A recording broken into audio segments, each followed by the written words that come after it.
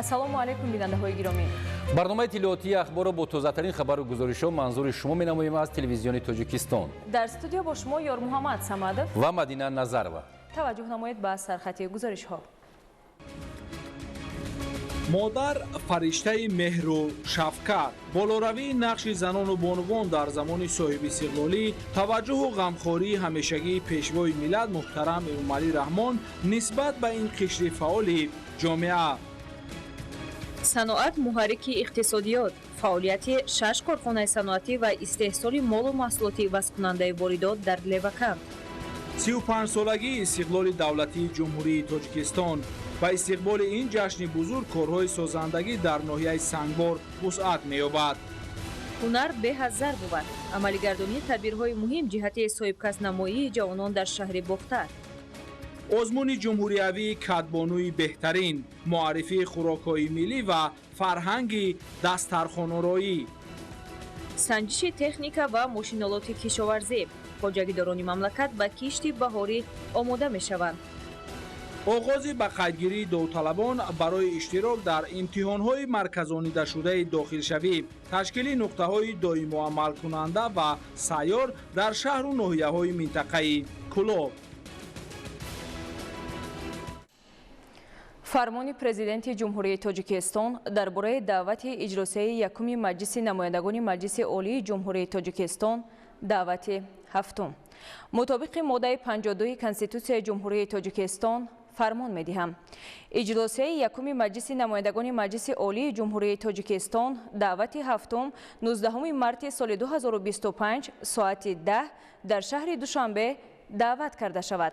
президенти ҷумҳурии Тоҷикистон Эмомалӣ Раҳмон, шаҳри Душанбе 6 марти соли 2025.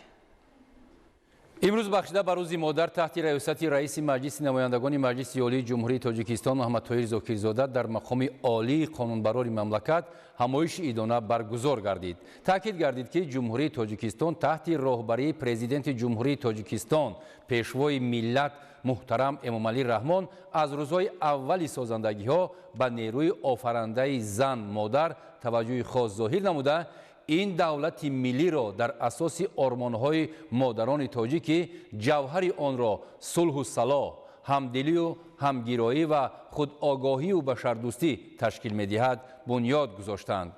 занон низ бояд масъулияти баланди миллию шаҳрвандӣ дошта дар ҳифзи арзишҳои миллию фарҳангӣ ва тарбияи насли ҷавон саҳм гузоранд. рӯзи модар яке аз ҷашнҳои фараҳу шодмонӣ, шоистагию қадршиносӣ ва саршор аз садоқати волои инсонӣ аст ки ҳамасола мардуми Тоҷикистон ва хоса ҷавонмардони боиззат онро интизор мешаванд ва ба истиқболи шоистаи он омодагии хос мебинанд. иброз гардид ки рӯзи модар ҷашне аст ки на танҳо дар мамлакати мо, балки дар ҳар гӯшаву канори олам бо хушнудӣ истиқбол мегардад. бо шарофати ин ҷашн аз муҳаббат, самимият, покию иззат, шарафу номус ва офарандагии зан модар сухан гуфта мешавад. зеро модар ҳам маънои офарандагӣ ва ҳам маънои зиндагии башарият мебошад.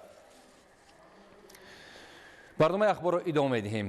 айни ҳол корҳои бунёдӣ дар нерӯгоҳи барқи обии Роғун ки таҳти таваҷҷӯҳи бевоситаи асосгузори сулҳу ваҳдати миллӣ, пешвои миллат, президенти ҷумҳурии Тоҷикистон муҳтарам Эмомалӣ Раҳмон қарор дорад, бо маром ҷараён дошта, васлу насби таҷҳизоти муҳими гидроэнергетикии иншоот, ҷараёни корҳои омодасозии мавзеъ агрегатҳо ва нуқтаҳои муҳим тибқи ҷадвали корӣ амалӣ карда мешавад.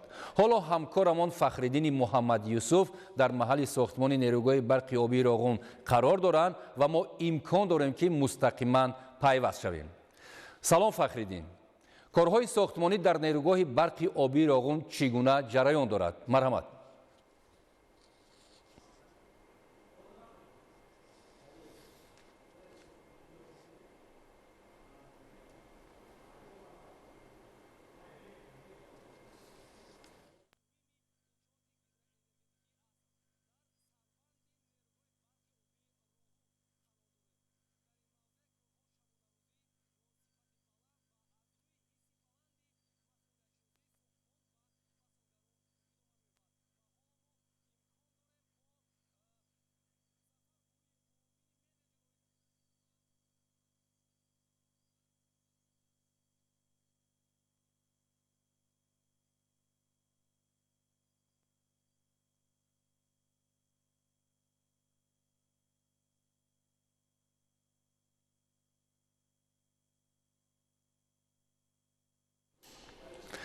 бинандаҳои азизу гиромӣ хотиррасон мешавем ки ҳамкори мо Фахриддин Муҳаммад Юсуф дар нерӯгоҳи барқи обии Роғун қарор дорад. Аз он ки барномаи мо мустақиман пахш гашта истодааст, бо сабабҳои техникӣ садо канда шуд. Мо дар ҷараёни барнома боз мегардем, бо Фахриддин ҳамсуҳбат мешавем. имрӯз ҷомеаи ҷаҳонии Тоҷикистонро чун нигини пурҷило унвон дода дар байни дигар давлатҳои рӯи дунё кишвари мо бо шароити мусоид барои сайру сайёҳат ва инфраструктури зарурии соҳа мавриди диққату таваҷҷӯҳи ҷаҳониён мебошад. тавре қаблан хабар додем, ҳайати ҷумҳурии Тоҷикистон дар намоишгоҳи байналмилалии сайёҳии ITB Берлин 2025 иштирок доранд.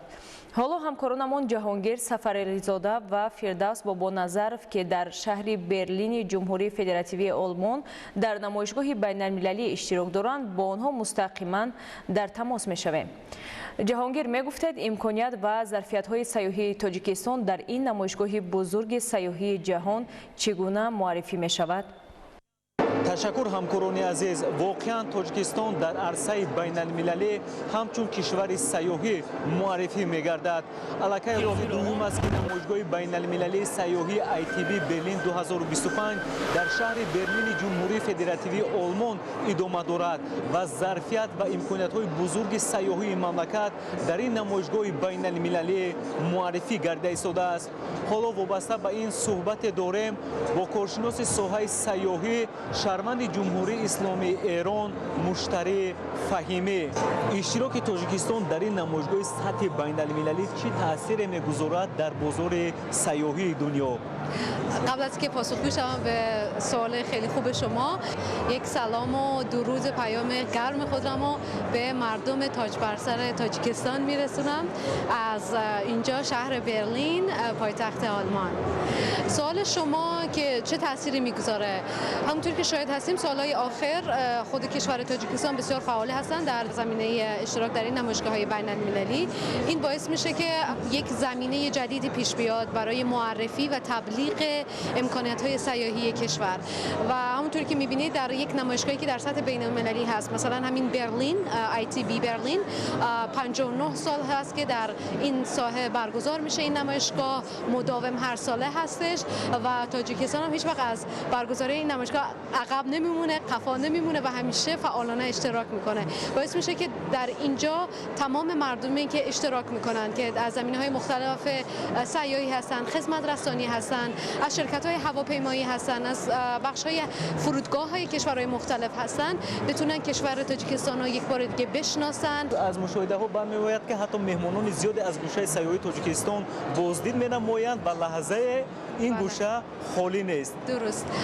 اضافه کردنیم به همین صحبت‌های شما که اینجا هم مصوره‌ها هم رسم‌های بسیار زیبایی از کشور بسیار بهشت‌آسای تاجیکستان دقت رو جلب می‌کنه و من از زبان کسایی که بازدید کننده حتی شنیدم که میگن به مانند جواهری میدرخشه در بین این همه کشور، در بین این همه شرکت کننده ها و حتی اینجا اسباب و اساسهای موسیقی ملی هم صدا داد چندی پیش که این باز بیشتر و بیشتر نشون میده که این مردم چقدر دارای فرهنگ بلند، تاریخ بیش از 5000 ساله هستند و اینها ملیت‌هایی نیستن که در 10 سال پیش یا یک قرن پیش به وجود اومده باشن، بلکه اینها دارای تمدن بسیار هم غنی هستند. این همش دلالت بر آن داره و چیزی که هم بازدید کنندگان و شرکت کنندگان به چشمشون اینجا میمونن اصلش در کشور تاجیکستان وجود داره و حتما باید بیان و بازدید کنن. تشکر زیاد. واقعا تماشابینان عزیز، تاجیکستان با طبیعت دلفریب و ناتکرارش قلب هزاران هزار سیاحان دنیا را تسخیر کرده است و می‌سازد با افتخار ابراز نمود که امروز تاجیکستان در عرصه بین‌المللی همچون کشور سیاحی معرفی گردیده. اقتدارهای بزرگ سیاحی مملکت در این نمایشگاه سطح بین‌المللی معرفی می‌گردد. خاطررسان می‌نماییم که بعد از چند لحظه نوازش تاجیکانه در این نمایشگاه سطح بین‌المللی صدا می‌دهد که با هم تماشا می‌نماییم.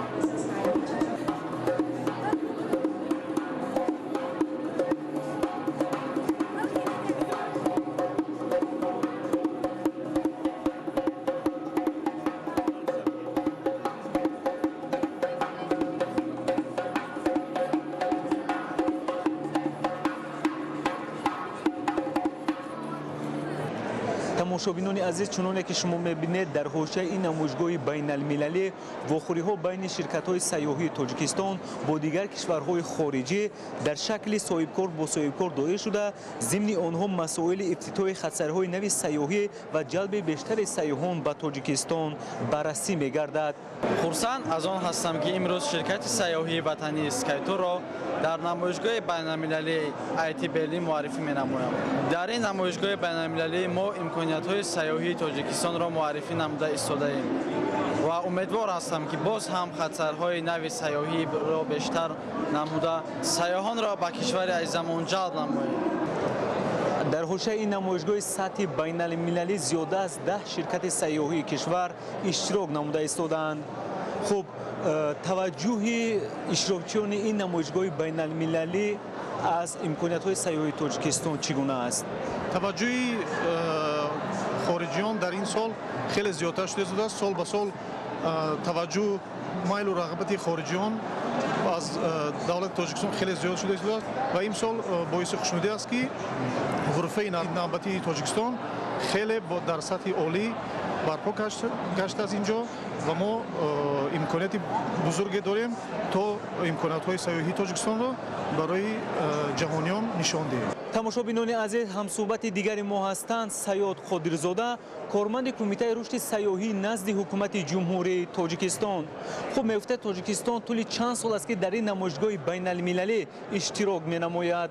қобили зикр аст ки дар асоси сиёсати дарҳои бози ҳукумати мамлакат ва дастгириҳои бевоситаи пешвои маъзами миллат ҳамкориҳои байналмилалӣ, махсусан ҳамкориҳо дар соҳаи сайёҳӣ рушд ёфта истоданд ва бо мақсади муаррифии имкониятҳои сайёҳии мамлакат дар бозорҳои ҷаҳонии сайёҳӣ, Кумитаи рушди сайёҳӣ назди ҳукумати ҷумҳурии Тоҷикистон якҷо бо дигар субъектҳои хизматрасонӣ дар соҳаи сайёҳӣ ҳамасола иштироки намояндагони соҳаи сайёҳии кишварро дар ин намоишгоҳи байналмилалии сайёҳӣ таъмин менамояд.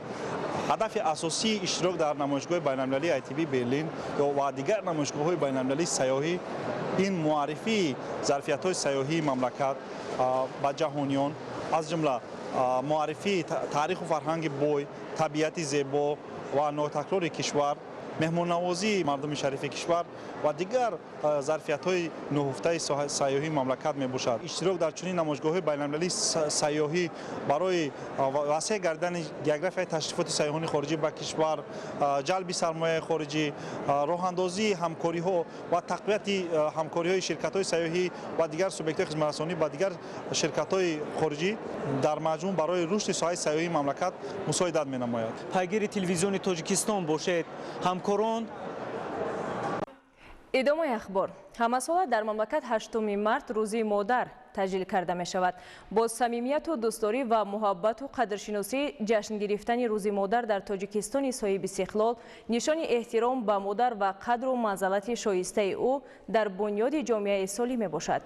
шарҳи бештар дар гузориши Мансури Ҷалол. занони тоҷик ҳанӯз дар оғози даврони истиқлоли давлатӣ ба хотири ҳифзу ҳуқуқу озодиҳои худ ва ба эътидол овардани вазъи мамлакат азму талош намуда дар роҳи расидан ба сулҳу субот ва ваҳдати миллӣ бо нангу номуси ватандӯстӣ ва хизмати софдилона дар пешрафти тамоми соҳаҳои ҳаёти ҷомеа саҳми арзишманд мегузоранд. дар натиҷаи дастгириву ғамхориҳои пайвастаи пешвои миллат муҳтарам Эмомалӣ Раҳмон занону духтарони лаёқатманд ба хизмати давлатӣ ва идоракунии давлатӣ бештар ҷалб гардида, зиёда аз 20% дар вазифаҳои пурмасъули роҳбарикунандаи хизмати давлатӣ сарбаландона адои вазифа менамоянд. дар паёми президенти ҷумҳурии Тоҷикистон пешвои миллат муҳтарам Эмомалӣ Раҳмон дар бораи самтҳои асосии сиёсати дохилӣ ва хориҷии ҷумҳурии Тоҷикистон ба Маҷлиси Олии ҷумҳурии Тоҷикистон таъкид гардидааст ки ҳоло дар мамлакат 25% хизматчиёни давлатӣ, 73% кормандони соҳаи маориф, 71% кормандони соҳаи тиб, 47% кормандони соҳаи фарҳанг, 73% олимон ва 30% соҳибкоронро занону духтарон ташкил медиҳанд.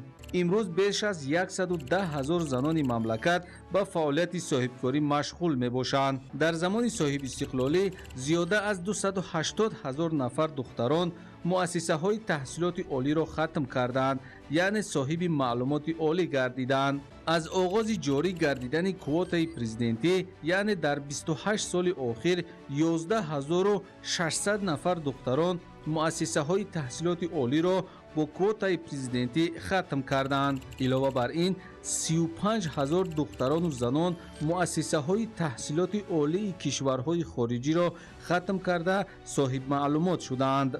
حالا از 214,000 دانشجویان مؤسسه‌های تحصیلات عالی کسبی مملکت 90,000 نفر یا 42% را دختران تشکیل می‌دهند. زنان و مادران و دختران عزیز ما در عملی سازی طلبات و مقررات قانون‌های ملی، پیشگیری بیگانه پرستی از جمله سر و لباس و آیین‌های برای مردم ما بیگانه به کمال رسانیدن نسل سالم، تحکیم صلح و ثبات در جامعه، پیشرفت دولت و آبادی وطن من بعد نیز سهم ارزشمند می‌گذارند، زیرا آنها احتیاط کننده و نگاه دارنده و ترغیب کننده و پاسدارنده بهترین سنت و عنعنه‌های ملی و رسم و آیین‌های اصیل و باستانی خلقمان میباشند.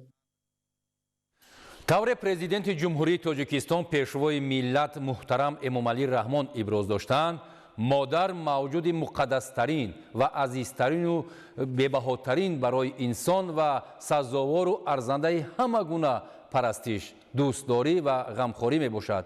بس رمزی است که روز مادر هر سال در روزهای نخستین بیدارشوی طبیعت با شکوه و شهامت خاص و در عرفه جشن نوروز بین المللی تجلیل می گردد. زیرا زن مادر سرچشمه و آفرنده حیات، رمز پاکی و زیبایی، مخزن مهر و وفا و تجسم زنده محبت و صمیمیت می باشد.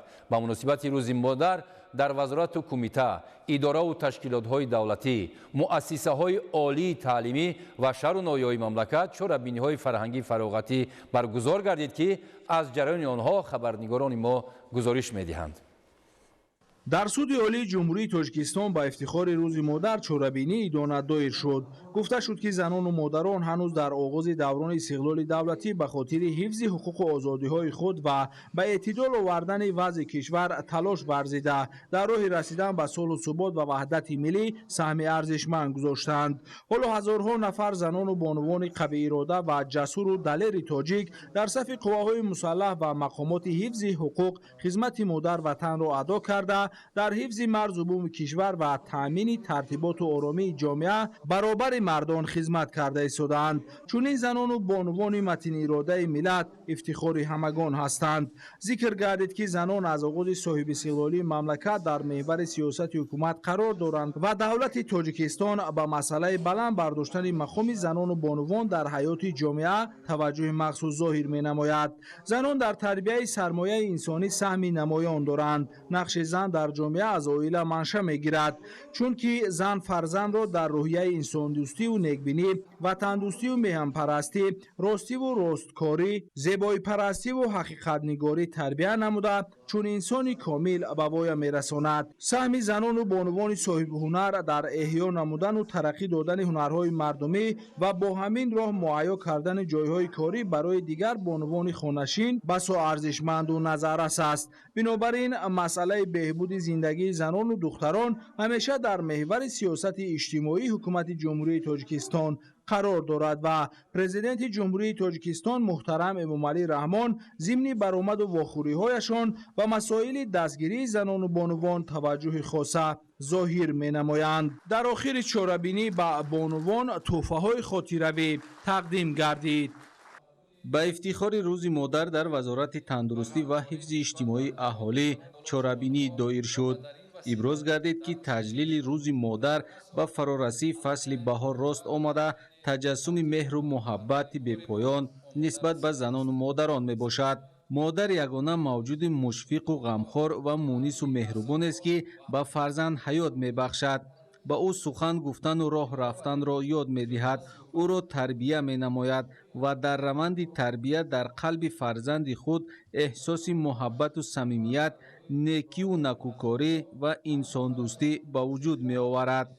برای باسواد و صاحب معرفت و صاحب کسب و هنر شدن نور چشمانش سعی و تلاش می نماید. ҳукумати ҷумҳурии тоҷикистон ҳамеша кӯшиш менамояд бо муҳайё сохтани фазои муносиби ҳуқуқӣ, иқтисодӣ, иҷтимоӣ ва фарҳангию фароғатӣ сатҳу сифати зиндагии занонро баланд намуда, онҳоро ҳарчи бештар ба фаъолияти сиёсиву роҳбарикунанда ҷалб месозад. имрӯз занону духтарони тоҷик дар тамоми самтҳои ҳаёти ҷомеа бо фаъолияти худ дар рушди бо мароми мамлакат саҳми арзишманд мегузоранд. ضمن چاره‌بینی تنتنوی که بخشیده به روز مادر در وزارت نقلیات جمهوری تاجیکستان برگزار گردید، ذکر کرده شد که مادر رمز جاویدانه مهر و وفا و ادامه بخش نسل انسان است.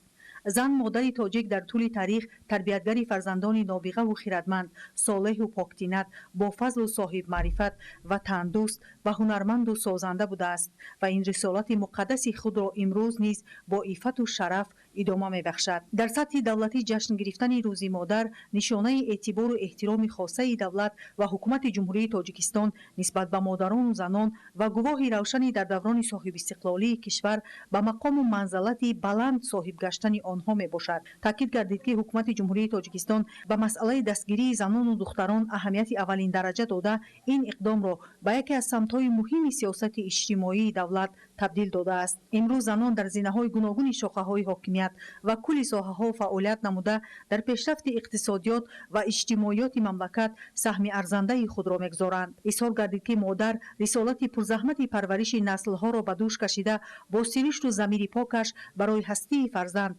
آبادی خاندان و آسایش جامعه تلاش می‌نماید. محض با شب زنده‌داری‌ها به کمال رسانیدن فرزند و اجرای رسالت بزرگ انسانی، مقام و مرتبه مادر را باز هم مقدس و بی‌نظیر گردانیده است.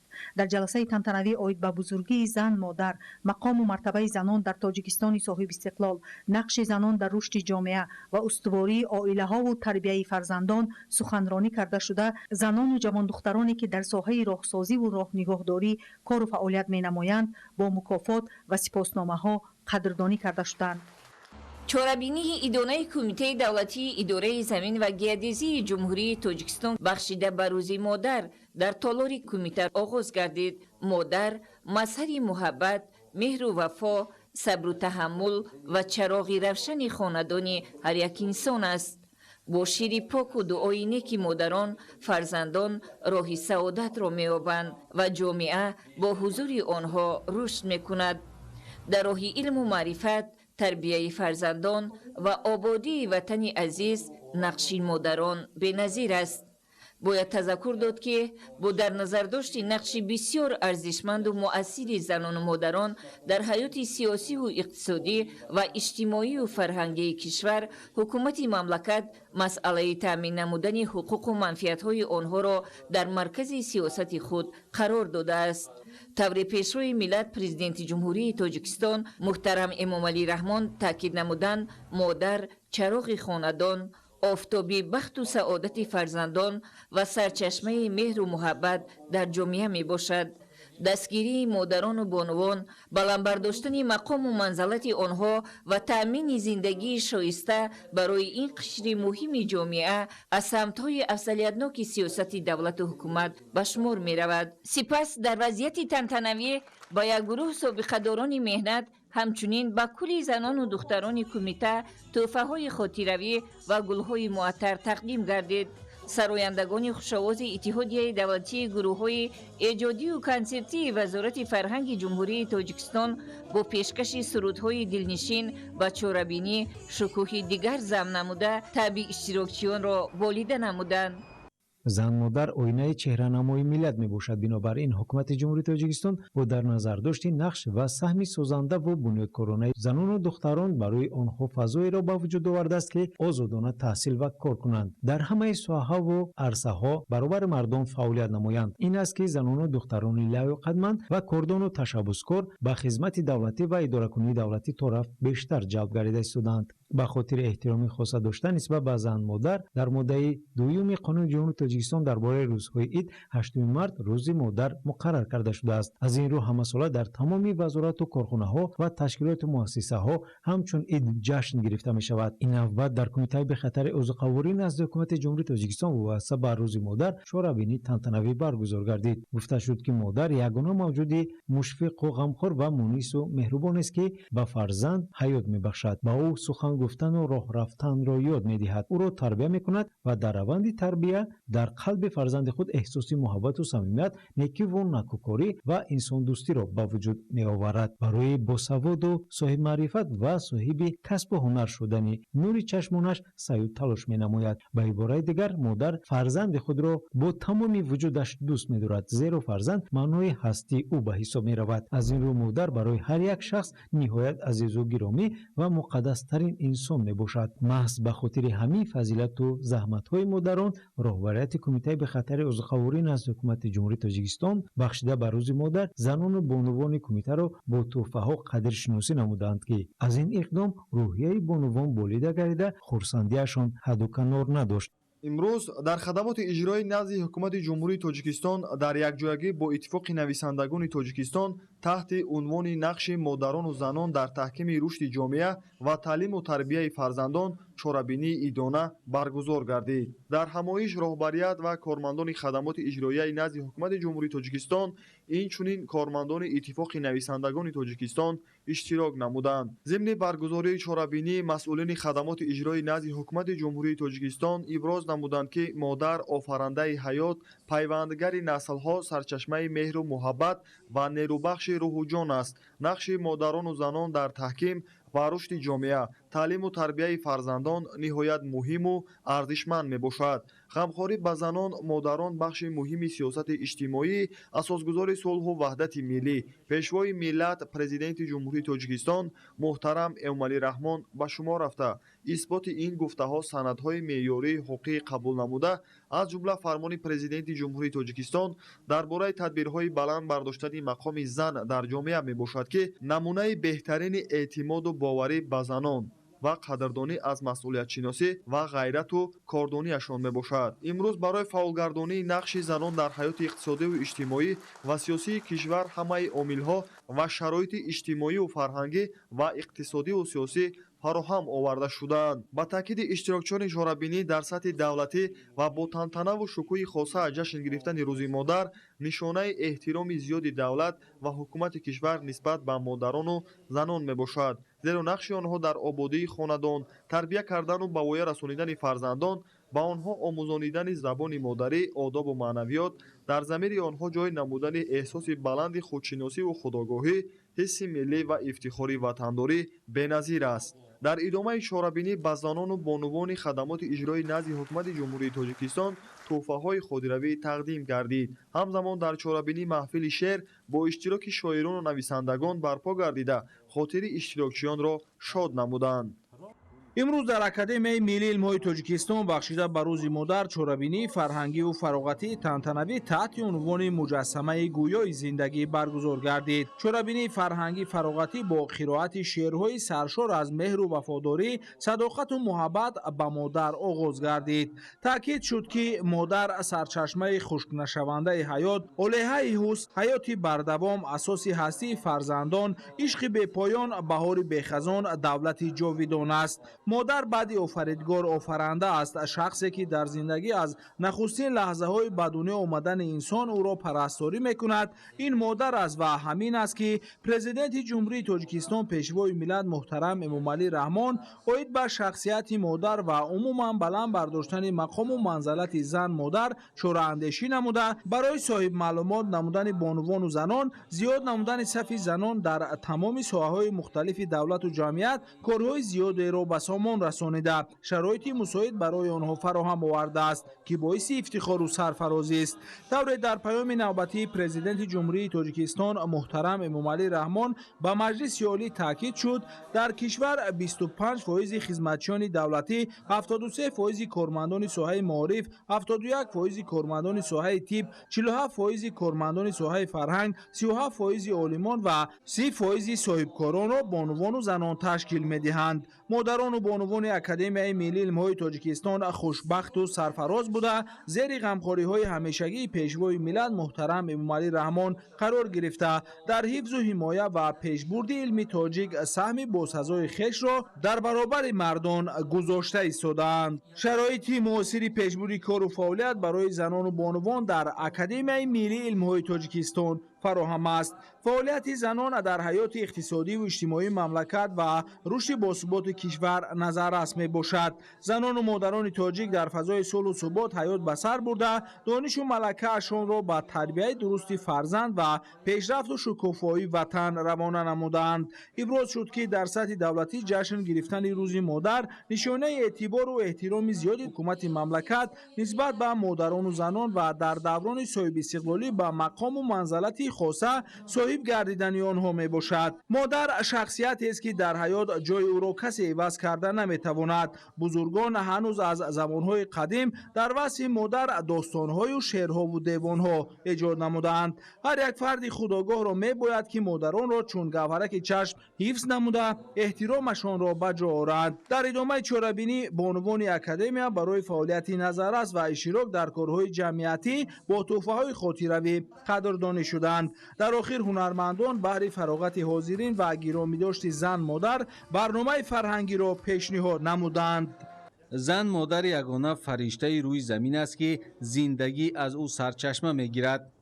حرمت و احترام مادر به قدر زحمت‌های صادقانه‌اش رسیدن به دانستن قدر و قیمت مادر وظیفه و قرض هر یک فرزند به شمار می رود. با این مقصد در آثارخانه ملی نمایش تحت عنوان دستاوردهای زنان عالمه و هنرمند تاجیکستان افتتاح گردید. تاکید شد که در فصل بهار تجلیل نمودن روز مادر هم از شرافت و بزرگی مادر سرچشمه میگیرد. مقصد از نمایش دادن شناسایی با فعالیت بانوان عالمه و هنرمند تاجیک می باشد که در ساحه‌های مختلف سهم ارزشمند خود را گذاشتند. مادر فرشته مهر تحت همین عنوان امروز در مؤسسه دولتی کتابخانه مرکزانیده شده شهری به نام ابوالقاسم لاهوتی بخشیده به روز مادر همایش تنتنوی برگزار گردید. در چاره‌بینی نمایندگان از اتفاق نویسندگان، فیلیال‌های کتابخانه‌های شهر دوشنبه و عالمان و دانشمندان اشتراک نمودند. ضمن برگزاری چاره‌بینی مسئولین کتابخانه دایر به قدرت و عظمت زن مادر ابراز داشت که همسالت در روزهای نخستین فصل زیبای بهار در جمهوریمان جشن مبارک و فرخنده روز مادر تجلیل می‌گردد که این باعث سرفرازی زنان و مادران است. تحت سیاست خردمندانه پرزیدنت جمهوری تاجیکستان، پیشوای ملت محترم امامعلی رحمان و حکومت مملکت از سالهای نخستین صاحب استقلالی رسالت انسان‌آفرین و حیاتبخشی زنان و مادران را همیشه قدر نموده به سرشت پاک و نام نیک و زحمت و فداکاری آنها در همه ساحه‌های حیات جامعه همیشه ارج می‌گذارد. واقعا مادر عزیزترین موجود روی زمین میباشد و زندگی از نفس گرم و دلنواز او آغاز میگردد.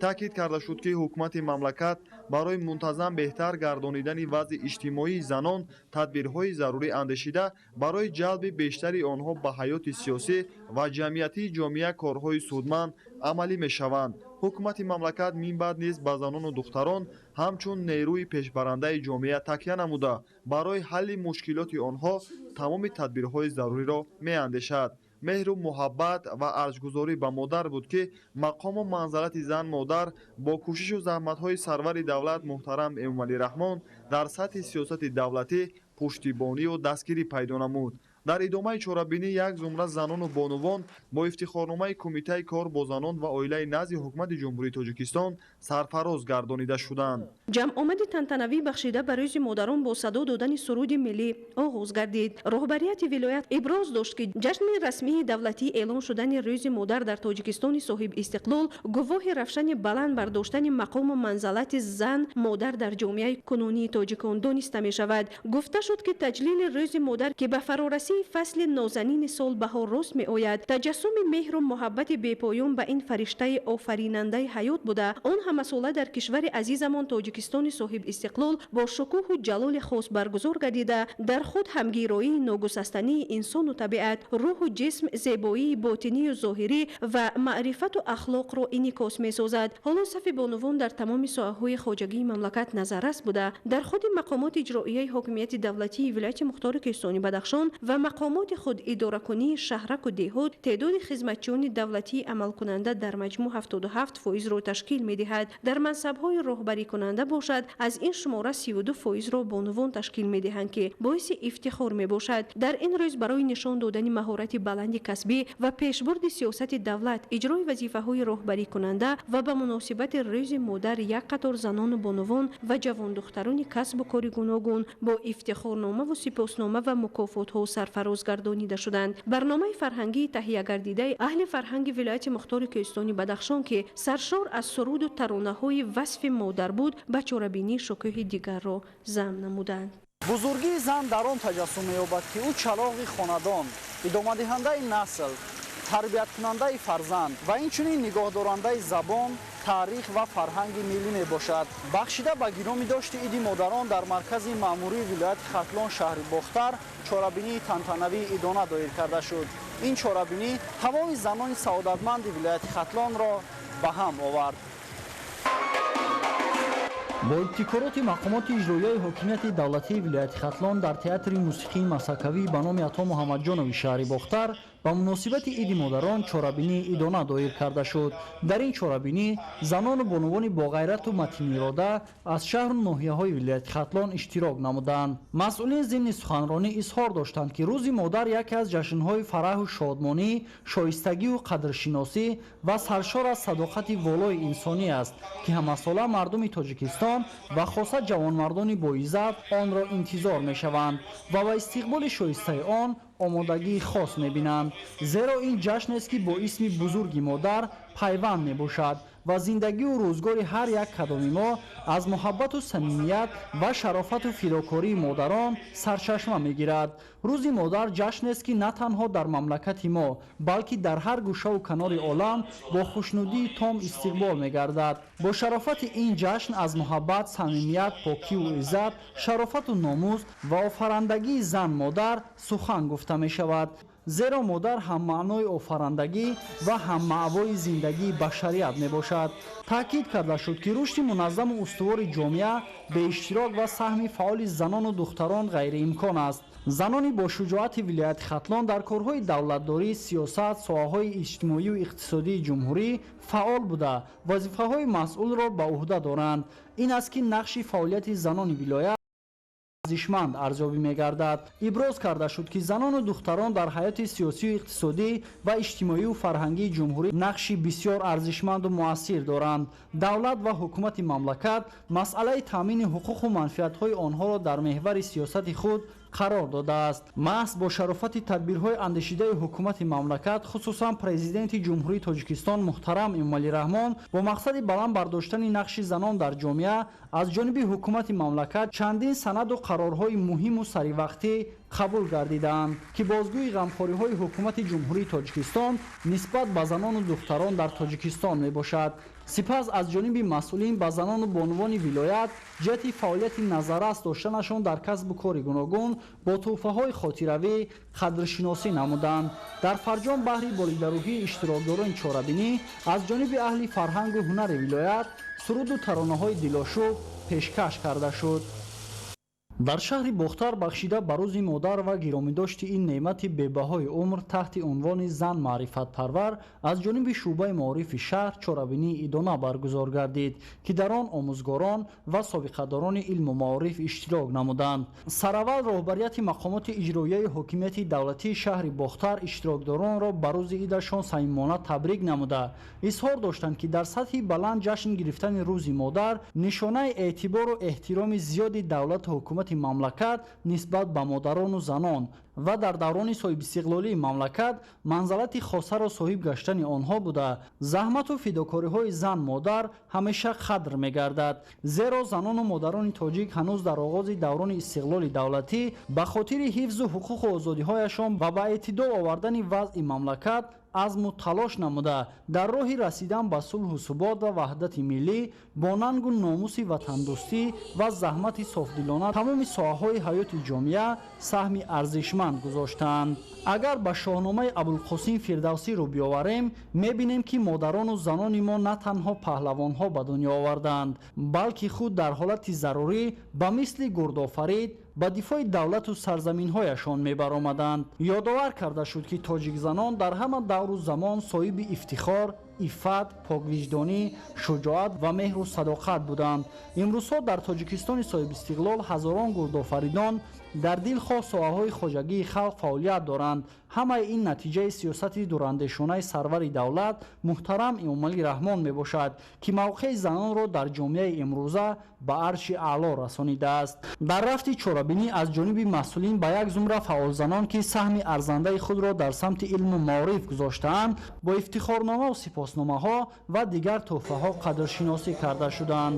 дар фарҷом аз ҷониби санъаткорон суруду таронаҳои дилнишин ки саршор аз васфи ватандорӣ буд пешкаши иштирокдорони чорабинӣ карда шуд.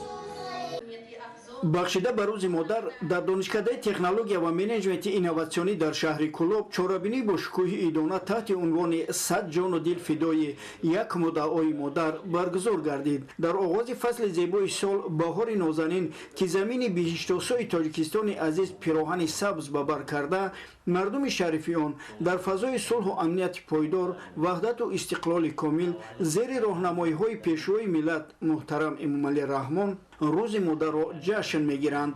боиси сарфарозист ки ҳукумати ҷумҳурии Тоҷикистон аз солҳои нахустини соҳибистиқлолӣ рисолати ҳаётбахш ва инсонофарии модаронро қадр намуда ба сиришти поку номи нек ва заҳмату фидокориҳои онҳо дар ҳама ҳаёти ҷомеа арҷ мегузорад.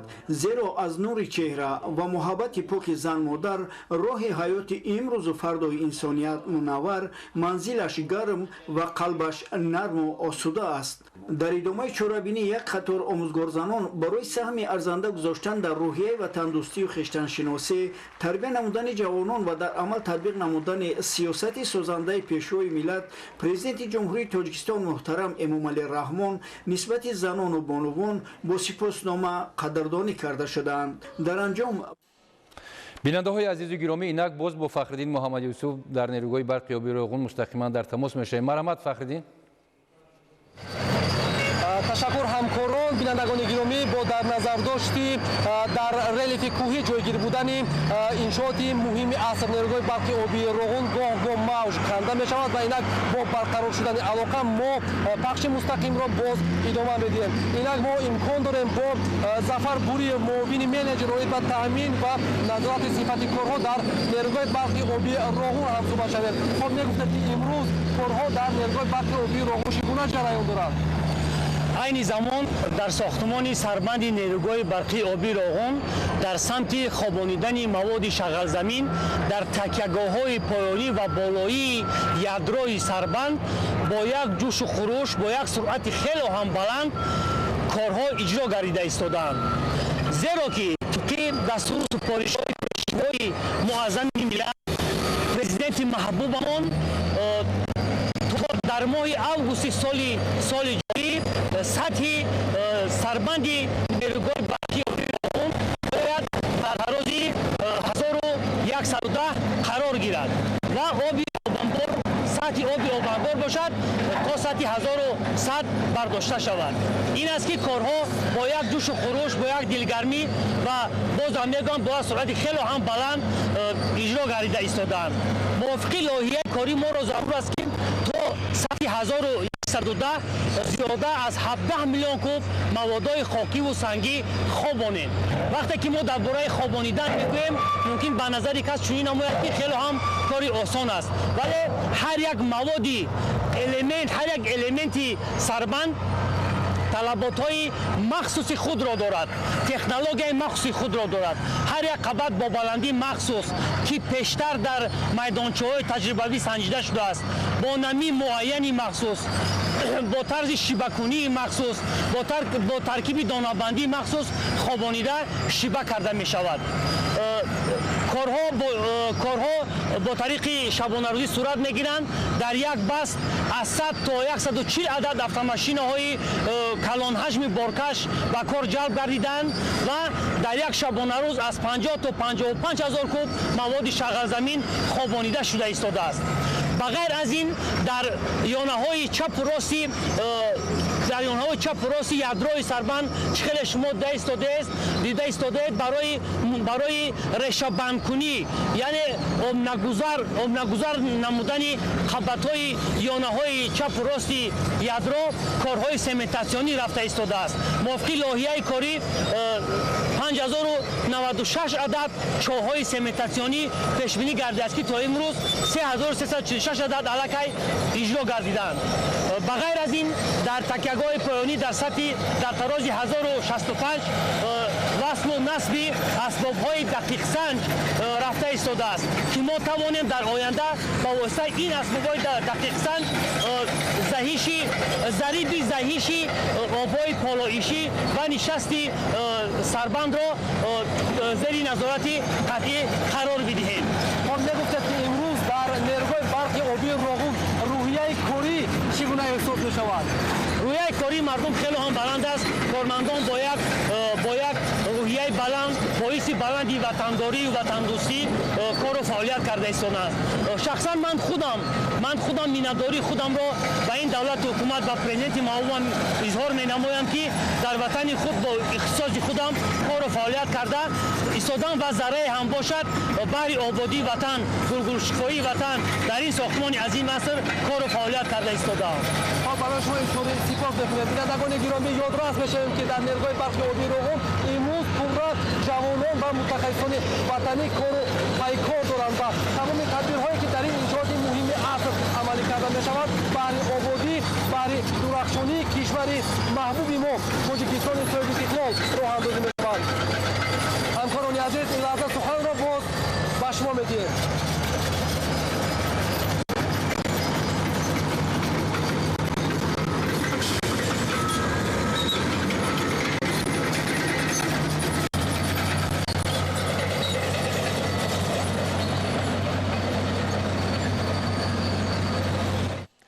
бинандаҳои азизу гиромӣ, хотиррасон мешавем ки ҳамкори мо Фахриддин Муҳаммадюсуф буданд ки аз нерӯгоҳи барқи обии Роғун мустақиман бо мо дар тамос шуданд ва аз ҷояни корҳои сохтмонӣ дар ин иншооти бузурги аср барои мову шумо гузориш ё худ иттилои тоза пешниҳод намуданд. идомаи ахбор. дар шаҳри Леваканд 6 корхонаи истеҳсолӣ фаъолият менамояд ки ба истеҳсоли 10 номгӯи молу маҳсулоти воридоти васкунанда дар таъмини талаботи бозор мусоидат менамояд. гузориши ҳамкорони мо дар ин хусус. Леваканд ҳамчун шаҳри саноативу сайёҳӣ дорои имкониятҳои васеъ барои рушди ин бахшҳо буда сол аз сол татбиқи барномаву нақшаҳои нав дар самти тақвияти иқтидори истеҳсолӣ, ҷалби бештари сайёҳону ҷаҳонгардон, муҳайё гардидани ҷойҳои нави корӣ ва дар маҷмӯъ сатҳу сифати рӯзгори сокинон беҳтар гардида истодааст. дар доираи корҳои ободониву созандагӣ ба истиқболи ҷашни 35-солагии истиқлоли давлатӣ ва татбиқи яке аз ҳадафҳои стратегии мамлакат саноатикунонӣ бо суръати кишвар дар шаҳри Леваканд ба бунёди коргоҳу корхонаҳои саноатӣ таваҷҷӯҳи махсус равона мегардад. дар парки инноватсионии саноативу технологии шаҳри Леваканд айни замон 6 корхона фаъолият карда бо истеҳсоли 10 номгӯи молу маҳсулоти гуногуни воридотивазкунанда дар таъмини талаботи бозори мамлакат мусоидат карда истодааст. масъулин нақша доранд ки дар оянда бо васеъ кардани доираи фаъолият коргоҳу корхонаҳои дигари саноатиро бунёд намоянд.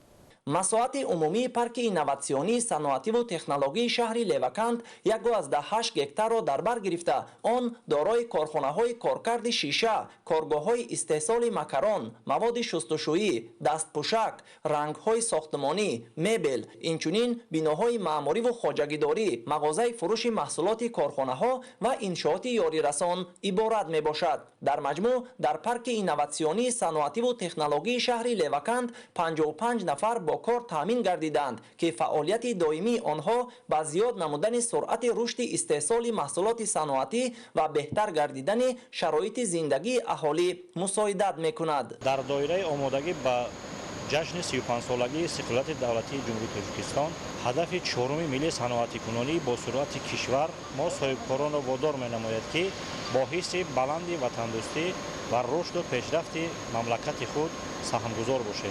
ما در آینده اقدام داریم که یکچند کارخانه‌های نوی صنعتی بنیاد نماییم. با این واسطه جایهای نوی کاری و استحصال محصولات را زیاد نماییم. مسئولین و متخصصان کارخانه‌های پارک اینوواسیونی صنعتی و تکنولوژی شهر لیوکند وابسته به طلبات زمان مقصد بر آن دارند که با استفاده از تکنولوژی‌های معاصر حجم استحصال محصولات عوض کننده واردات و جایهای کاری را زیاد کرده طلبات بازار را با محصولات رقابت‌پذیر وطنی تامین نمایند و اقتدار صادراتی کشور را تقویت ببخشند. طبق اطلاع مسئولین حالا در شهر لیوکند 34 کارخانه و کارگاه صنعتی فعالیت می‌نماید که در آنها استحصال آرد، صابون، پخته، کربامید، امیک، سمنت، خشت پخته، خشت سمنتی، سنگریزه، سیمچوب بتونی، مبل و لباس‌های مکتبی استحصال کرده می‌شود. اسماعیل صاحب نظریان، موسی نور محمد، شهر لیوکند، اخبار. در ناحیه سنگوار و استقبال جشن 35 سالگی استقلال دولتی بنیاد 80 انشاءات پیش بینی شده، کارهای ساختمانی با مرام ادامه دارد. گزارش از ناحیه سنگوار. ناحیه سنگوار از پایتخت کشور عزیزمان شهر دوشنبه در مسافه 205 کیلومتر دور جایگیر بوده. سالهای صاحب استقلالی در پرتو دستور و هدایت‌های سازنده پرزیدنت جمهوری تاجیکستان پیشوای ملت محترم امامعلی رحمان این گوشه دوردست کوهستان خیلی هم آباد و زیبا شده است. از جمله بنیاد دهها بناهای معماری، مؤسسه‌های تعلیمی و تندرستی، فرهنگ و دیگر انشاءات حیاتاً مهم باعث پیشرفت اقتصادی گردیده. جهت رشد و انکشاف خواجگی خلق ناحیه سنگوار برای سالهای 2021 2025 زیاده از 174 لایحه دیگر تعرضی شده است تا برای تامین زندگی شایسته مردم زمینه واقعی مهیا کرده شود.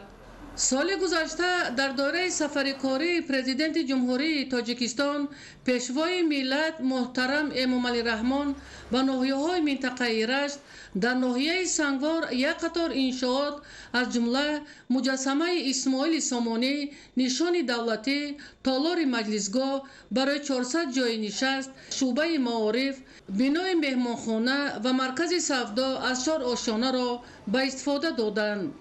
بنای مهمانخانه سیاه از روی لایحه در آشیانه یکم مغازه خوراکواری و در آشیانه دوم مغازه مسائل ساختمانی و جهاز روزگار جایگیر است. آشیانه های سوم و چهارم بنا پوره برای مهمانخانه پیش بینی شده است. در آشیانه سوم بنا قبولگاه سیاحان، حجره های خواب و تالار گذرانیدن سمینار و مشورت جایگیر بوده. آشیانه چهارم پوره از حجره های خواب عبارت می باشد. در مهمانخانه سیاه که از جانب صاحبکار آسیم سفر ساخته شده است 10 حجره برای جای خواب سیاحان موجود است. سیمای ناحیه سنگوار نیز به کلی تغییر یافته است. در دوام صاحب استقلالی مملکتمان و در همه جماعت‌های دهات و شهرک و میدانچه‌های ورزشی در همه جماعت‌های دهات ساخته به استفاده داده شدند. در برابر این جشن گرفتن استقلال دولتی مرکزهای سودا و خدمت‌رسانی، بنگاه‌های طبی، اینچنین مؤسسه‌های تعلیمی ساخته به استفاده داده شدند که امروز مردم ناحیه سنگوار در فضای آرام و آسوده وطن زندگی کرده شدند. همین طریق روند کارهای آبادانی در همه بخش‌های خواجگی خلق ناحیه سنگوار ادامه داشته. با انجام کارهای ساختمانی بیشتر انشاءات مرحله به مرحله به استفاده داده می‌شوند. ایدگل محمود، دادرجان میرزازاده برای برنامه اخبار از ناحیه سنگوار.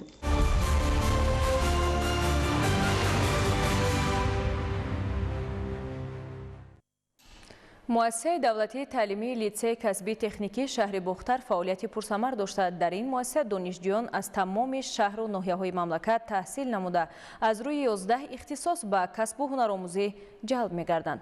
گزارش سمندر شایف و اسکندر سعید. مؤسسه دولتی لیسه کسبی تکنیکی شهر بختر در آماده ساختن کادرهای صاحب تخصص در صنعت‌های گوناگون خوجگی خلق مملکت سهمی ارزنده دارد. طبق مشاهده می‌شود این روزها جوانان زیاد با شور و شوق و خواهش زیاد با آموختن کسب و هنرهای گوناگون مشغول گردیده شدند. در این بارگاه کسب و هنرآموزی برای از خود نمودن نازکی‌های هنرهای گوناگون به خوجگی خلق نگرانیده شده شرایط مساعد فراهم بوده. همه روزه جوانان با یاری استادان صاحب کسب شغل‌های انتخاب نمودهشان را از بر می‌نمایند.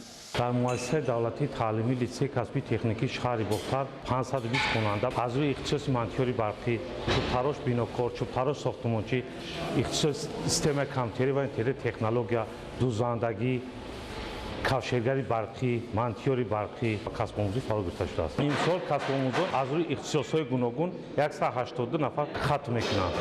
دانشجویان در این مؤسسه از روی 11 اختصاص از قبیل کفشگری برقی، دوریدگری، منطقی برقی، چوبتراش بیناکار، دوزنده و دیگر شغل‌ها تحصیل کرده بعد از ختم آن به استحصالات روانه می‌گردند. مؤسسه مذکور چند پیش پورا تعمیر جاری گردیده برای باز هم فراهم ساختن شرایط به دانشجویان از جانب مسئولین تدبیرهای ضروری اندیشیده شده است. از خود نمودن تکنولوژی معاصر خیلی مهم و سریع وقتی بوده برای تکمیل یافتن مفکوره ذهنی جوانان مساعدت می‌نماید.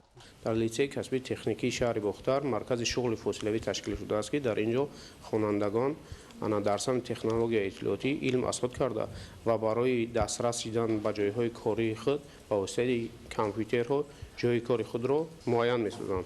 علاقه در این مرکز تمام شرایط مهیا گشته است. در یک سالی که فعالیت 409 نفر خوانندگان به اینجا جلب شدند که از آنها 108 نفرش صاحب سرتیفیکات و زیاده از 30 نفر آنها به جایهای کاری خود تامین گردند.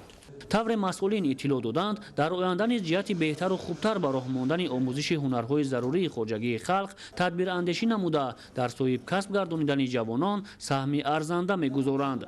سمندر شایف، اسکندر سعید، شهر بختر، اخبار.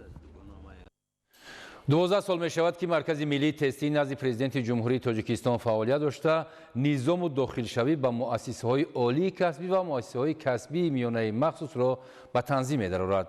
دور یکمی به قیدگیری داوطلبان برای اشتراک در امتحان‌های مرکزانیده داخلشوی برای سال تحصیلی 2025-2026 آغاز شد. این روند در شهر و ناحیه‌های منطقه کلوب با تشکیل نقطه‌های دائم عمل کننده و سیار در سطح ضروری به راه مانده شده است. تفصیلات بیشتر در گزارش انورشاه سیدعلی زاده.